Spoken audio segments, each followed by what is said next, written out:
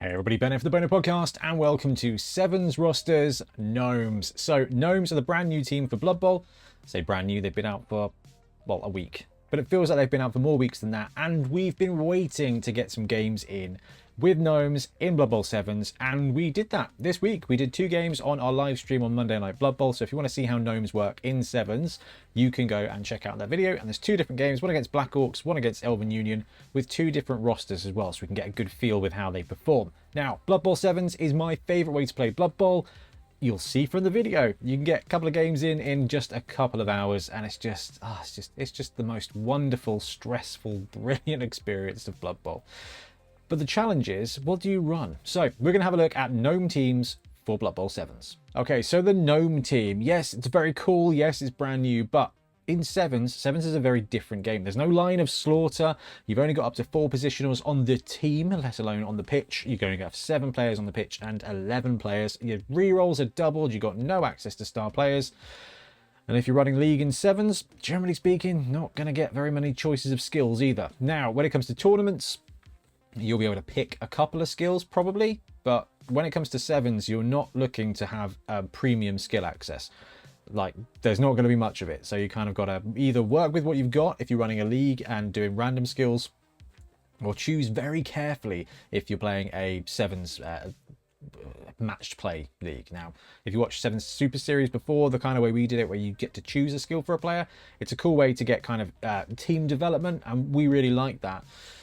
But 7s is a very different game in a lot of different ways.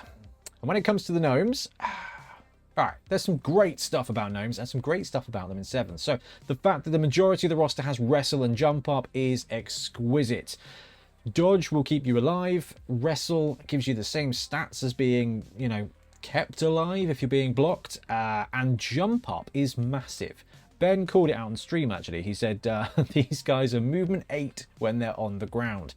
Jump Up means that you can just get up for 0 cost movement. It also means you can block from the ground on a 2+ edge roll if that comes up as well, which it will do. And especially where you've got Wrestle, there's going to be times where a 1 dice or 2 die block, well, 1 dice or a 2 die negative block from the ground, where you've got Wrestle, is actually pretty good odds to be able to drag them down. I think we kind of said... well, I can't remember the stats, but it's not as bad as you think. So the Wrestle and Jump Up, that comes on the Linemen, that comes on the Beastmasters, and that comes on the Illusionists. They are very key players. The Fox doesn't have Wrestle and Jump Up, but that's okay. So the Fox is yeah, and the reason I say it's okay, the Fox is fantastic. Now, movement 7, edge 2+ with stunty and dodge means that the Fox is basically just going to move 7 to 9 squares a turn. All you have to do is not roll a 1, probably twice. The downside of the Fox is, especially in 7s, you can get spread out quite easily, and generally speaking, your opponent, if they've thought this through at all, if you've got a Fox on the board, your opponent is going to be able to get probably a 2 die block on the Fox. Fox has got dodge, which is going to help. Armor 6+ on the Fox, however, is not going to help. And with stunty as well, it means that once the armor's broken, and on a 6+ with 2d6, it's pretty likely you're looking for a 7+ for a KO as well. So the Fox is brilliant. Deadly over short distances, very much like dwarves, but if you leave him out on his own, he's going to get murdered. And with the My Ball skill, he can't hand off the ball or throw the ball. The only way he can lose the ball is by scoring a touchdown or by being murdered. One of those is good for your team, one of them is not. So if the Fox has the ball, the Fox has the ball, and everything now revolves around that Fox scoring. or being killed. And you've got Beastmasters. Now, Beastmasters are really cool. The downside of the Gnome team is that they are slow. Everybody's movement 5, except for the trees who are movement T, and they're 2, and the foxes who are movement 7. So the foxes are fast, but very vulnerable in 7s. Gnomes at movement 5. Movement 5 is slow. Now, you can still score in 2 turns with 4 go for it. No, 3 go for it. That is my point. They are not the fastest thing. But if you can keep them together, the Beastmasters are fantastic. Having access to guard is brilliant, especially in 7s. And we've already said 7s, the skills are disparate and most often random. Just being able to start with 1 to 2 players that actually have guard is so useful. Now, stunty is going to mean their dodges are always 3+, but they don't have the dodge reroll, so those rerolls just don't come unless you've got team rerolls. But you are going to be able to get your Beastmaster into a place that they're going to be able to help you murder things. And the interesting thing with this team is if you are running a tree, you want to keep a Beastmaster nearby to just absolutely maximize those hits. That's the really interesting thing about this. These guys with Wrestle, they're great for not dying. They're great for pulling the ball down, pulling the ball carrier down and popping the ball out. It is not good for removal. They will slow, they will slow, they will slow. They might get a turnover, but they're not going to be removing players. Having a tree, if you do have a tree on the roster, being able to support that tree, the tree with Mighty Blow, if you can get 3-die block and Mighty Blow, it's the best chance you have at taking somebody else without putting the boot in. So the Beastmaster is very useful in that regard. And then you've got the Trickster, the Illusionist, who does have the Trickster skill. Now, when the Illusionist is blocked, it gets to bamf and just appear anywhere around the blocking dude. So if one guy hits you, you get to go, okay, I'm going to be here. Then the block resolves. And in 7s, it's quite spread out. There's actually going to be a really good use of this skill frequently. And if you watch the stream, you'll see Ben counterplays that when he's playing his Elven Union team.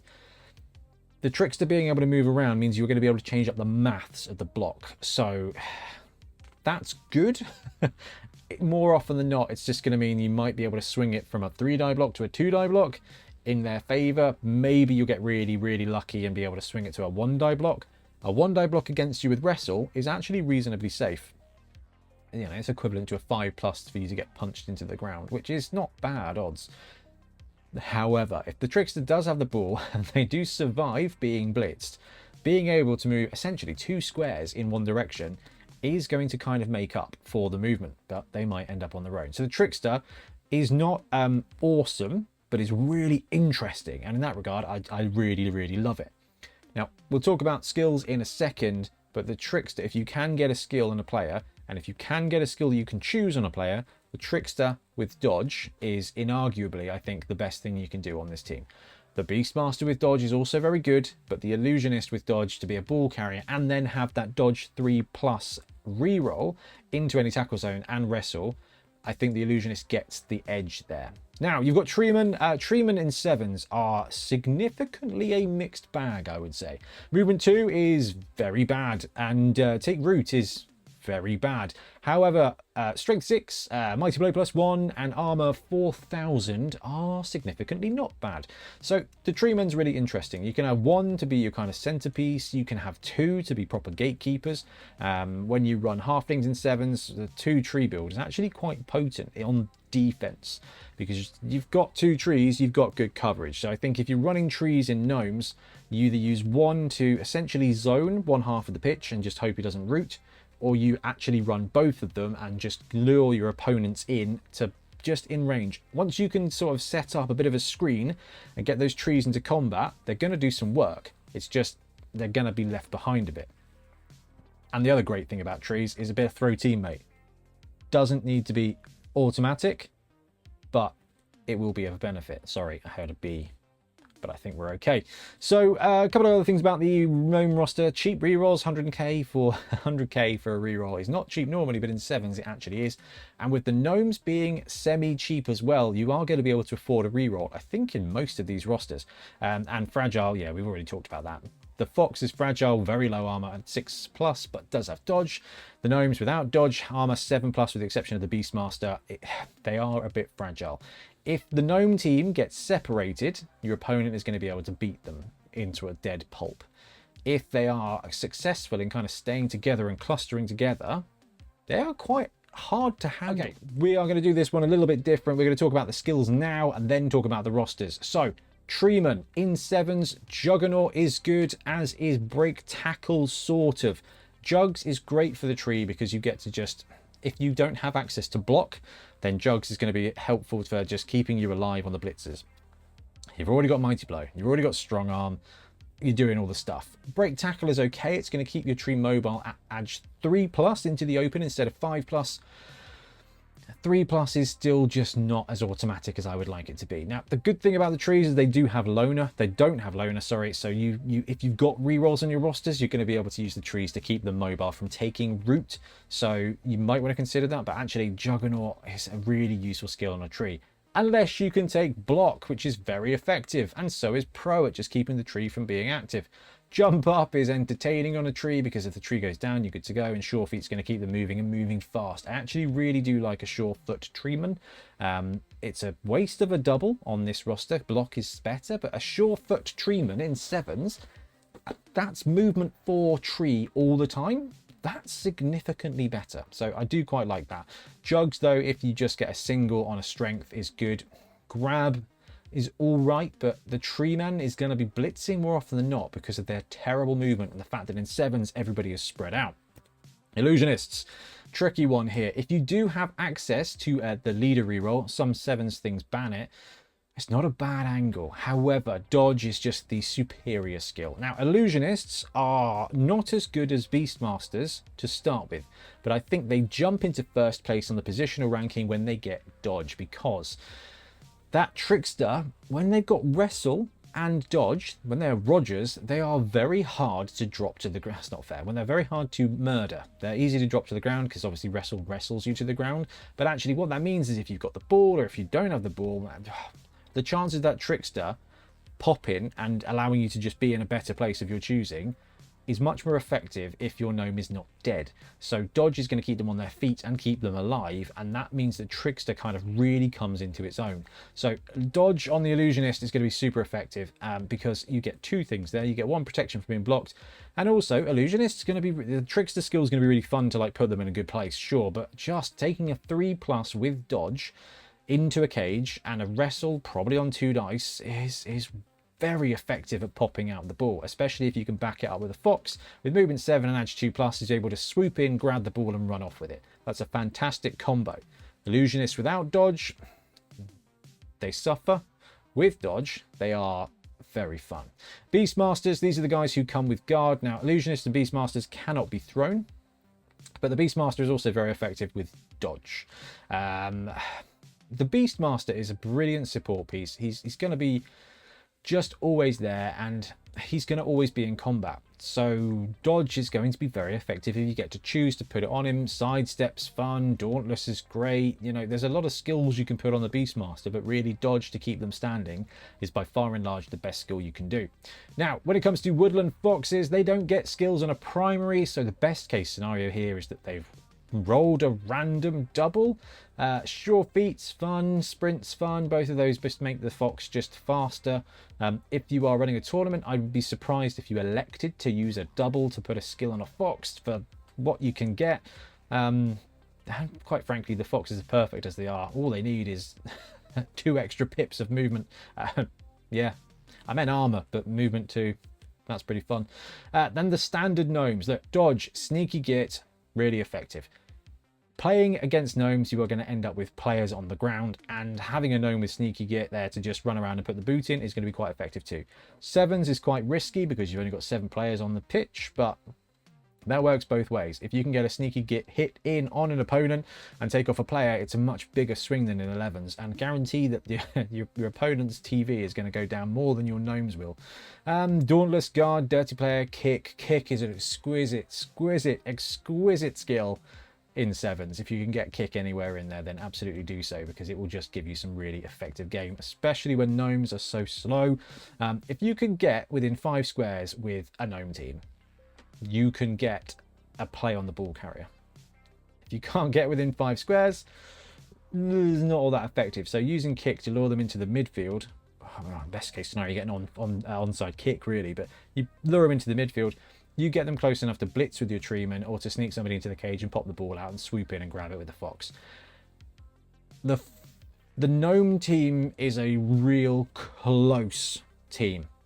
It wants to be really close with you so that it can use its skills to the best effect. Guard wants to be in close. Trickster wants to be close. Wrestle wants to be close with movement 5. The downside to that is the closer you are, the easier you are to be punched, and gnomes just really don't wear armor. All right, let's start off with the roster. So the first one we're going to have a look at is one of each. This is the first roster that we ran on the stream the other night. It comes in at 575k. We gave an assistant coach as well to top that up, but your mileage may vary. Generally speaking, I think assistant coach is probably the right way to go. So this team has got one of everything. You've got one tree man, you've got one illusionist, you've got one beast master, you've got one fox, you've got 5 gnomes for a total of 9 players and 1 reroll. This is a brilliant roster for playing gnomes. If you're like, oh, I would like to try out the gnome roster, this will be the one that you run. You get a bit of everything with it. The challenging situation here is the tree. On the plus side, it gives you a ton of strength and a great bit of mighty blow. The downside with one tree only is that movement of 2 is not so great. So it's very, very easy to play around and or get rooted out. So it's a great way to play the whole team. And I think your first sevens games with gnomes, you play one of each. You will get to grips with, ooh, do you know what? I really do like the tree and I can play around its slow movement. I'm going to run the roster with 2 of them. Or you go, no, the tree is not for me. I will take a different player instead and probably get a second reroll. That's kind of what you're looking at here. So I think this one is a bit of a tester and I do not mind it. It is better on defense than offense, but quite frankly, spoiler alert, that is that is not normal for gnomes. Gnomes are just a weird, actually they're kind of bad at both. They're a tier 3 stunty team. Having 2 trees will give you that strength. Having 1 tree gives you the option anyway. So this is your kind of mid-range gnome roster. And if you're testing the team for the first time, this will be a brilliant way to check out each of the positionals. Or there is a one of each 2 reroll version of this, where you drop basically a couple of gnomes and take that extra reroll. So interesting one here. Having the extra reroll is going to allow you to be more effective with your dodges. It's going to keep your tree more active. And when you finally really need to go for that throw teammate, you've got a little bit of a better chance to do it. Remember, 2 rerolls in sevens. It's 2 rerolls over 6 turns. So it's kind of like 3 rerolls essentially. The downside of this is you are giving up all of your bench, and we've already talked about this. When it comes to gnomes, the bench is useful. This is going to be great for 1 drive and 1 drive alone, because your opponent is going to target your fox and take him out, and one of your gnomes is just going to fall to his death anyway. So you're going to go into the second drive, the second half, a couple of players down, and then you are in an absolutely massive bind. So this is really effective. We've gone through, brewed up some rosters, and now we can tell you from experience that one of each 2 reroll is going to give you more ability to pull fancy things off, but really gnomes need the strength. So the one of each with 5 gnomes and 1 reroll is going to give you much better resilience. You're going to be able to play 2 halves with this one. With one of each 2 rerolls, you're going to play 1 half really well. So same layout of players, just you've got resilience versus rerolls.